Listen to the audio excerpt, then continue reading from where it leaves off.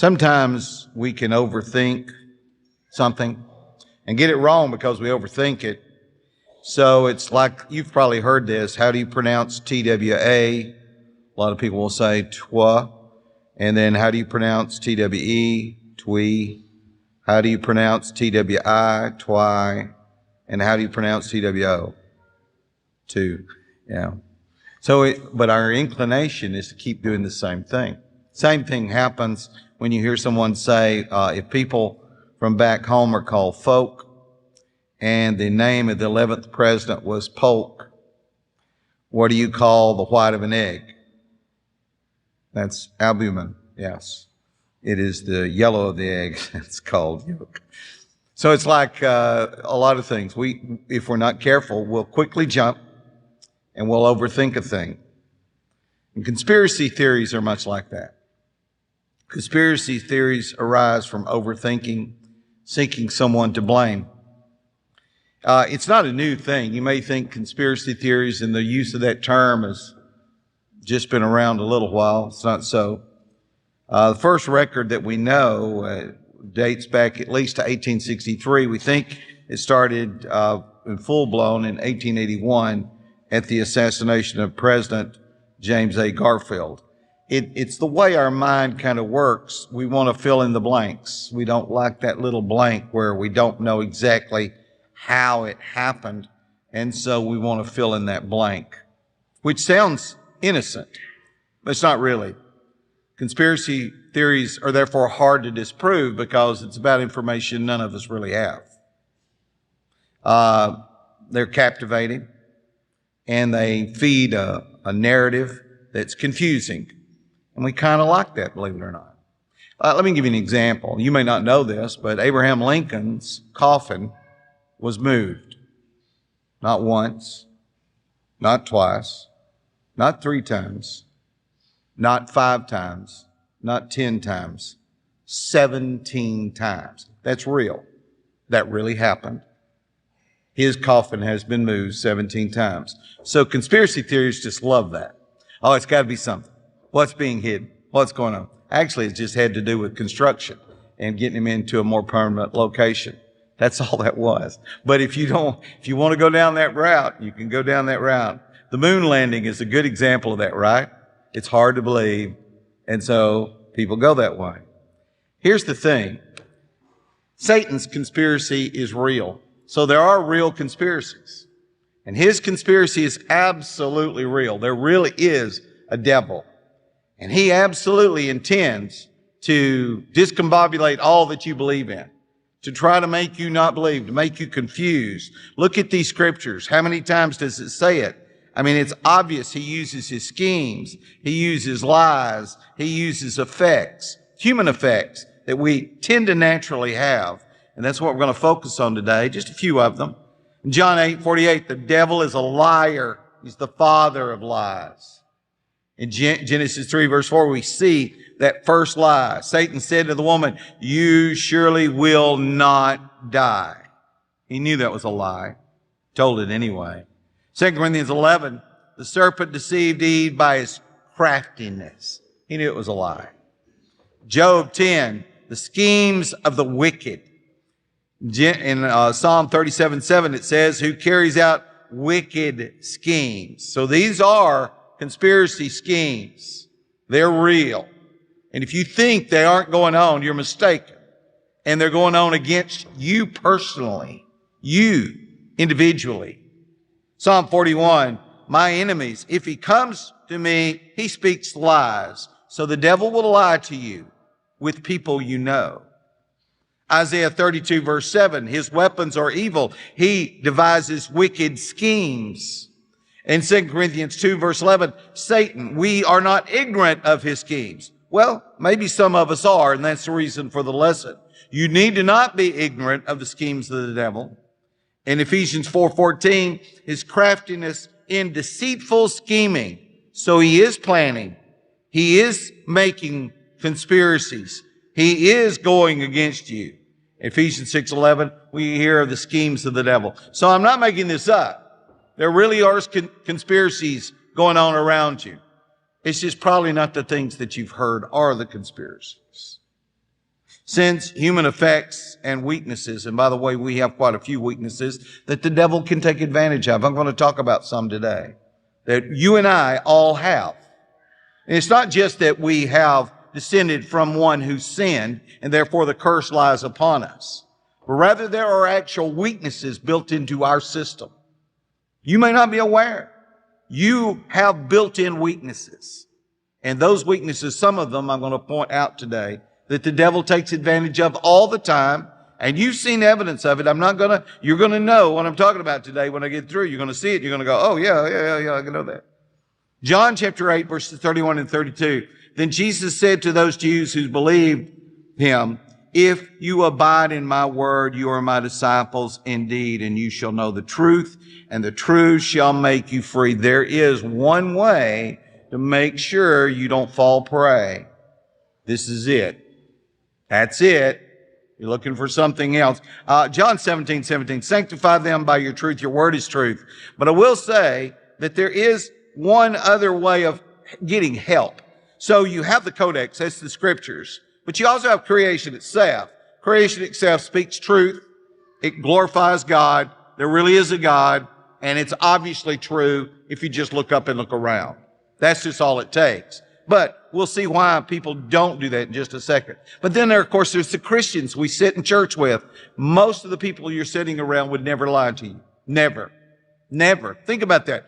People out there in the world, you can't say that. But the people here, most of these people, like 99.9%, would never lie to you. Would only tell you the truth. Isn't that a good feeling? That's a good thing to have.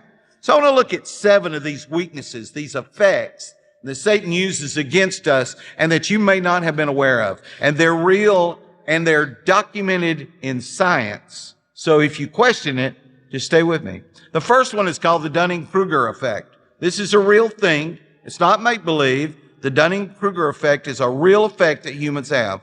It is an effect where you have a cognitive bias that occurs when someone overestimates their knowledge or their skills. To overestimate your knowledge or your skills. It's when someone lacks the confidence that they think they have. And they're actually more incompetent than they truly are. They might enter a race thinking, boy, they're going to do great, and not even get in the top 100. That happens to people a lot. Shakespeare says, the fool doth think he is wise, but the wise man knows himself to be a fool. A lot of people overestimate their ability. Let me give you one. This is a really good story. It's by the guy name is MacArthur Wheeler. This really happened. It's not make-believe. January the 6th, not that January the 6th. January the 6th, 1995. January the 6th, 1995. MacArthur Wheeler walked into a branch of the bank, of the Mellon Bank in Pittsburgh. He walked in. He did not have anything over his face. He didn't try to avoid the cameras. He walked in with an automatic weapon. He walked over to the counter and demanded money. He got $5,200. He didn't even act like he's trying to avoid anybody. He walked out of the bank. Of course, he's being videoed the whole time. You know how that works. So he walks out of that bank, walks just down the street, gets in his car, goes down the street just a little ways to another bank, similar bank, walks in the same way, walks up to the teller with his automatic weapon, give me your money, got his money, walks out, nothing, goes down the road just a little ways to another bank, goes in, robs them, goes home. He is shocked. He is surprised when his picture appears on the news that night and they're knocking on the door. When they get to the door, he says, but I wore the juice. He had come to the conclusion, because we know that lemon juice kind of is an invisible ink, that if you rub that on your face becomes invisible. That's this Dunning-Kruger effect. When you think you know something that you don't know, when you overestimate your abilities, you overestimate your intellect, and you think that doesn't happen, let me give you one. Our text. Look at this. James 4. Come now, you who say, today or tomorrow we will go to such and such a city. Spend a year there, buy and sell and make a profit, whereas you do not know what will happen tomorrow. For what is your life? It is even a vapor that appears for a little time and then vanishes away. Instead, you ought to say, if the Lord wills, we shall live and do this or that. But now you boast in your arrogance, and all such boasting is evil. Let me encourage you to include, if the Lord wills, out of humility and out of not falling into the Dunning-Kruger effect. Spiritual overconfidence has got a lot of people in a mess when it comes to Bible stuff. So do not allow the devil to deceive you with this effect. Number 2, this is real. It's called the Barnum Effect. The Barnum Effect is named after P.T. Barnum. But P.T. Barnum, Barnum and Bailey circus. He celebrated hoaxes, really. And so it's also called, if you want the fancier name, it's called the Forer Effect. And it's when an individual predominantly is given a fairly substantial, accurate grade to summarize their personality, kind of believed to be tailored to them to exclusively say something like they'd like to hear. It's basically an obscure, vague generalization. These things are used every day in astrology, fortune-telling, graphology, and personal tests. A lot of these personal tests that you may have taken to define what your personality type is, there's a bunch of baloney. Now listen to me, I'm just telling you the truth. I'm not trying to be ugly. I'm not taking a side here. I'm trying to get you to understand. Most of them are subjective invalidation, and they have no scientific background at all. And they could have been written about everybody. And the guy Fourier that I mentioned, his name is Bertram R. Fourier. He's the psychologist that gave name to this also, other than the Barnum Effect. And basically how he did this is he conducted a test in which he went to a newsstand. He got a description from an astrologer in a newsstand. He then got a group of students and he had them take this test. Supposedly, each of these personality tests were specifically designed for each student and the personality he could already observe in them.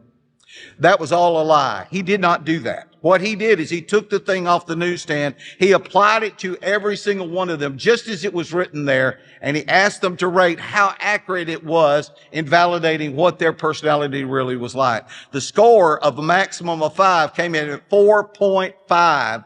Every one of them thought it was an absolute perfect description of themselves. Why? Because it boosted their ego, made them look really good, and they liked it a lot. Human nature is to see that things are a little better than they appear, that make me feel in the best light. We like to be seen in our best light, regardless of the truth. 2 Thessalonians chapter 2, verses 10 through 12 says, "And with all unrighteous deception among those who perish, because they did not receive the love of the truth." You see, there are people who want to know the truth, even if it tells them they look ugly. Did not receive the love of the truth that they might be saved. And for this reason, God will send them strong delusion. How does God send a strong delusion? It helps them believe what they already want to believe. There's nothing wrong with that. God sends the rain on the just and the unjust, makes the unjust believe they're right. Either way. And for this reason, God will send them strong delusion, that they should believe the lie, that they all may be condemned who did not believe the truth, but had pleasure in unrighteousness. This is a real phenomenon, and it's called self-justification. And when anything sounds like it justifies me for being the way I am, without me having to change, or generalization saying positive things about me, like a cookie from a Chinese restaurant, telling me what I want to hear about me, well then, I love it. It's my thing. We want great things to be spoken about us and to believe good things about us, and you are mistaken if you listen to that very closely. So do not allow the devil to deceive you with the Barnum Effect. Number 3, it's the placebo effect. Now, most doctors don't use this because it can be dangerous. In fact, I would say the very few will use this method now. In former years, it was used quite a bit when a doctor did not have a psychological degree but thought you were having psychosomatic illness. they would give you a non-descriptive, virtually ineffective medical drug like a sulfur drug or something like that. And it would be, he would tell you it will help whatever problem you've got, especially if he saw you to be dealing with a psychosomatic illness and it really wasn't anything that was wrong. And so he'd give you this thing and supposedly it's going to cure you. And, suddenly it would be a wonder drug for you and you would get well. And you say, well, doctors don't do that anymore. And generally, doctors do not do that anymore. But it is a real phenomenon, and people tended to get well when they got medicine that they thought was going to make them well. Isn't that interesting? People tended to get well. Well, let me just, if you think that doesn't go on now, it's called vaccines. It's called COVID drugs. Some of you kept around. You say, well, but those really work. How do you know? How do you know? Because we don't know. And we don't know what worked, do we? Let's be real honest. We don't know what worked, do we? Yeah. But a lot of us got well, didn't we? Thus the psychosomatic thing. It's called a placebo. A spiritual placebo also exists. That's right. There is such a thing as spiritual placebos. Spiritual placebos are when you get strengthening or you get healing from defective or inferior Bible teaching. And don't think that doesn't happen. That's happening right now all across America, right now in churches all across America this morning. People are getting strengthening and they're getting healed today. And it's all up here. And it's not real. Sorry to burst your bubble, but that's a real thing. It's the placebo effect in spiritual matters. In 1 Kings chapter 18, I'll show you how it kind of plays out. I'm going to start in verse 21, 1 Kings 18. And Elijah came to all the people and said, how long will you falter between two opinions? If the Lord is God, follow him, but if Baal, follow him. But the people answered him not a word. Now Elijah said to the prophets Baal, choose one bull for yourself and prepare it first, for you are many, and call on the name of your God, but put no fire under it. So they took the bull which was given to them, and they prepared it, and called on the name of Baal from morning even till noon, saying, O Baal, hear us. But there was no voice, and no one answered. Then they leaped about the altar that they had made. So it was at noon that Elijah mocked them and said, cry aloud, for he's a god. Either he is meditating, or he's busy, or he's on a journey, or perhaps he is sleeping and must be awakened. Verse 28, so they cried aloud and cut themselves. Now, wait a second. Would you accuse these people of not believing there was a connection between the things that they observed in their life and what they were doing? Yeah, they saw a connection. They really did. And as it was their custom with knives and lances until the blood gushed out on them, and when midday was past, they prophesied in the time of the offering of the evening sacrifice, but there was no voice, no one answered, no one paid attention. Here's the truth. Just because you believe a thing doesn't mean it's true. And you need to be aware of it. By the way, that applies to all of us sitting here. So do not allow the devil to deceive you with the placebo effect, even if it relates to your spirituality. Don't always assume you know exactly what a thing means. Number next, if you'll turn. There it goes.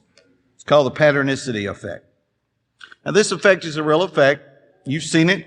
You've observed it. It's been a part of your life. It's also called apophenia and pareidolia. It's an effect we all are aware of. You just may have never heard it called this before. But basically, it's when we see faces in the clouds. We see little animals in the clouds. You see a giant laying out in the cloud, right? You've seen all this stuff, right? Seen butterflies in the cloud, angels in the cloud. You've all seen it. I know you have. And you've seen it in wood grain. Sometimes you're just sitting there looking at the door and all of a sudden you say, hey, look at there. What is that? See it in the wood grain of a doorway. Or you see it in a burnt tortilla. This actually happened October 1977 in Maria Rubio, a burned or tortilla. I guess that's what you said. I probably said it wrong. On her skillet. My Spanish ain't all that great. And it resembled the face of Jesus. And so it led to called the Shrine of the Tortilla. And you can go see it to this day. Since 1977, it's still on view. Pretty good. Jesus' face that she burned in it accidentally. It's like these, you ever seen these ghost hunter shows? And they let you listen to these EVPs. You ever heard of that? EVPs? And you hear, it's bad. It's basically chaotic, random noises that are recorded, and suddenly you think, there's something talking over there. There's a ghost in the corner. And then you see a shadow move, and it's all over with. You know it is true now. Well, Michael Brand Shermer, which I'm not a big fan of his, but he gave a talk about this subject at TED Talk. It's called The Pattern Behind Self-Deception. And here's what he said. Essentially, we are pattern-seeking primates. And I'm going to cut to the chase. He said, patternicity, which he coined the term, said that's the tendency to find meaningful patterns in both meaningful and meaningless noise. We're just pattern seekers. And we do it all the time. I don't know why we're built this way, but it's kind of like you be walking down the street, all of a sudden you go, hey, I know that's John. And you weren't even looking for John, right? Or there's Susie. I didn't think we were going to see Susie. We're in New York. How do we see Susie? That happens all the time. So we must be designed to see patterns, but we tend to see patterns. And what we do, and listen to this because your eyes are doing it right now as you're looking at me. You may think you see everything in this room, but you do not. Right now you have a blind spot on this side and a blind spot on that side. Your eye does not see this area about right in here. Cannot see it. Your eye cannot see it. It's blocked. But you see it because your brain fills in the gap. That's what's happening. But you can observe a blind spot. What I'm telling you happens is that's what you do. The thing doesn't quite fit, but you fill in the gap. You fill in the gap. That's the reason people believe in evolution. Although, are there indicators that could be interpreted as some form of evolution? Sure, there's stuff that you could go there, but you got to fill in a lot of gaps there, right? Your brain's got to make a jump to go to that conclusion, okay? Because the real evidence suggests that's not what happened, okay? So that's what we do. We have these blind spots. So our brain makes these little gaps filled in. I don't know what a brain is. But anyway, number next, the prejudicial effect. This is the truth. We all have biases. Listen to me. We all have biases. Prejudicial views, yes. Well, I'm not prejudiced. Yes, you are. So am I. So is everyone alive. Quit thinking it's just white folks have this problem. Quit thinking it's just black folks have this problem. Quit thinking it's just rich folks have, it's just poor folks. We all have this problem. We are all biased. That's why in science they have what they call blind studies. In a blind study, the people who are in the study don't know the secret so that they can get an accurate reading, right? A double-blind study is when the people conducting the study don't know, and the people in the study don't know, and later you evaluate all the information. That's called a double-blind study. That's the most accurate study that humans can make because it's double-blinded. And so now the data coming out of a double-blind study is fairly reliable because we tend to, if we're in a study, lean because we have biases. So it's like this. Okay, let's talk about racism just a minute because I know y'all love that subject. No, I know that's a joke. But anyway, so racism. People are racist that don't know they're racist. How do I know that? I've had kinfolks. I'm from Alabama. Okay? I've known folks that are very racist who didn't believe they were racist. Okay? Right. So therefore, I read into myself, I may be too. Right? Alternatively, listen to this. There are a lot of folks that think other people are racist that aren't. Because they read into it. The same thing. It's a bias to see racism. You can have a bias to not see racism. You have a bias to see racism. You can have all kinds of biases. Biases are everywhere. They're everywhere. They're everywhere. I mean, they're just all over the place. We all struggle with biases. That's just the way it is. And that's the reason that W.H.R. Rivers and H.N. Weber back in 1907 invented the first double-blind study because of these effects of these biases that we tend to have. In law enforcement, you may not be aware, but this is the new shift. So in law enforcement, if you do something, if you observe someone doing something, right, and now they bring you in and they give you pictures, right, of who might be the culprit that they found, you know what I'm talking about? So you look at these pictures now. The new rule is the detective that found that man and took his picture cannot be the one that shows you the pictures. Because the tendency is to say, hey, look at this one. What do you think of that one? Take a look.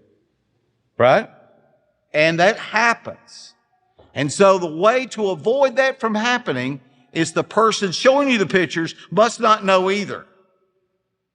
Okay? Then you get an accurate reading to some degree. It's still humans, right? Ever seen the show The Voice? That's where I'd have to go, get on The Voice. And they would know I was a bad singer without looking around. So basically they have their back. They have their back to you, right? So they don't judge you based on the way you look. Why? Because we have biases.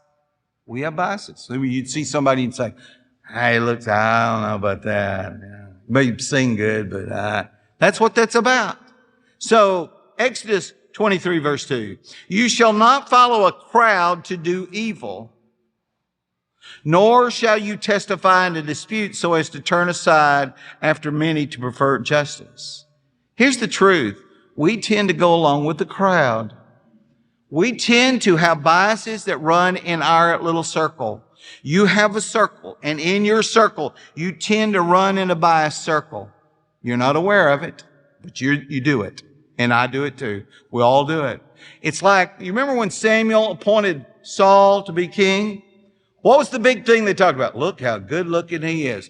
Look how tall. He's good looking. He looks like a king.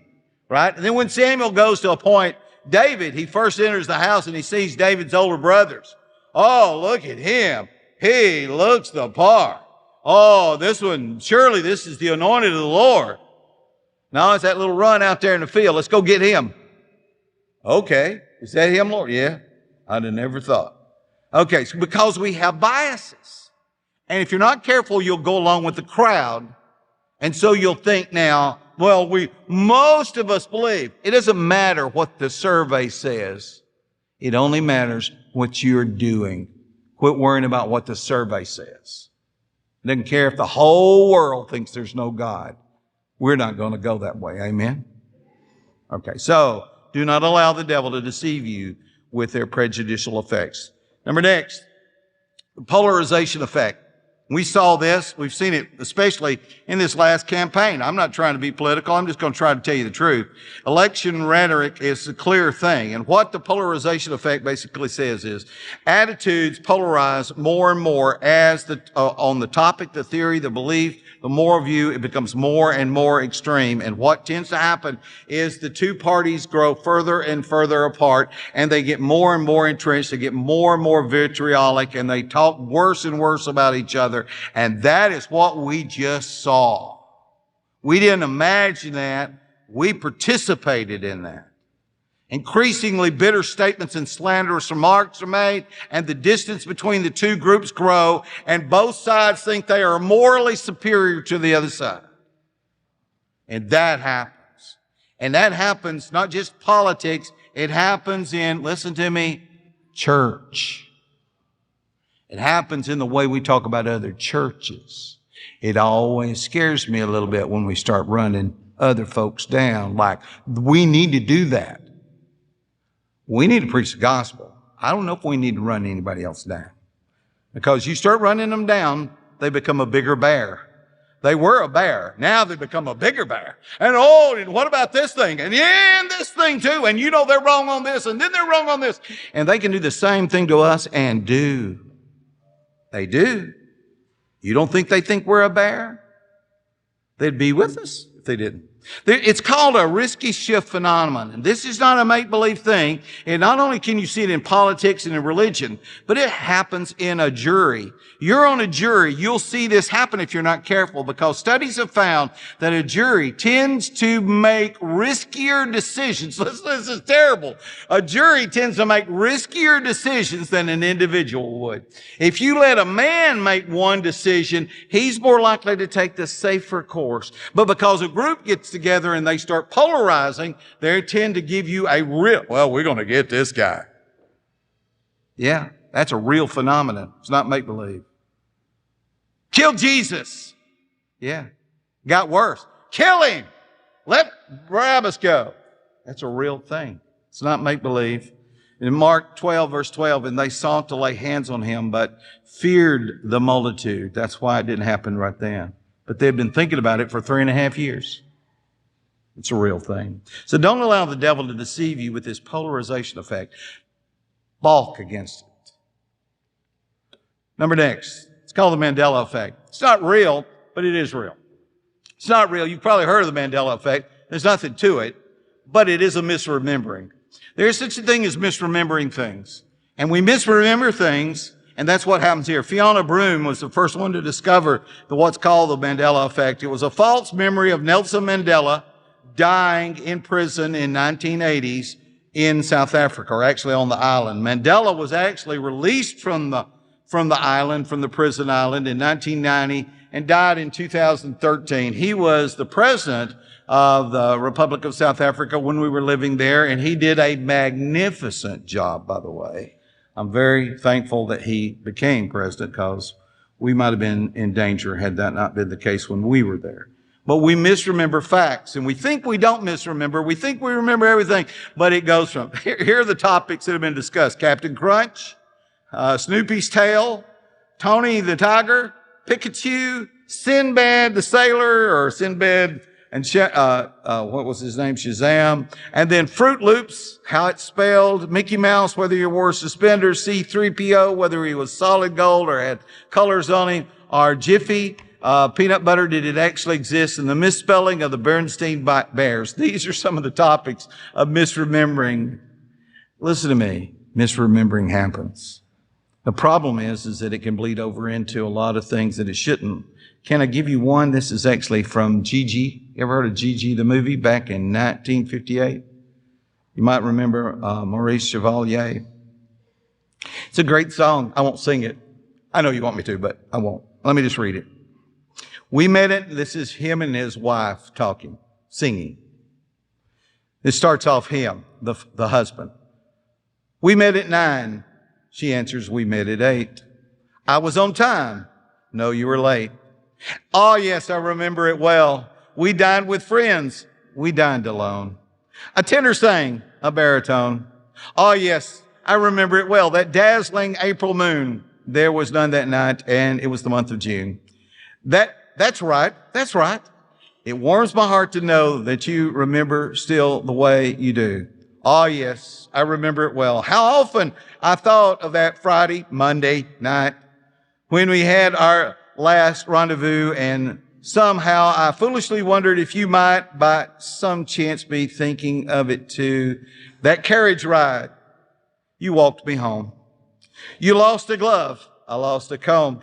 Oh yes, I remember it well. That brilliant sky, we had some rain. Those Russian songs from sunny Spain. Oh yes, I remember it well. You wore a gown of gold, I was all in blue. Am I getting old? Oh, no, not you. How strong you were, how young and gay, a prince of love in every way. Oh, yes, I remember it well. We do misremember. And that's fine for some things, but it's not fine when it comes to biblical concepts. Listen to this passage. This is the passage above. It's particularly verse 5. For this they willfully forget. Memory can be selective, and it is.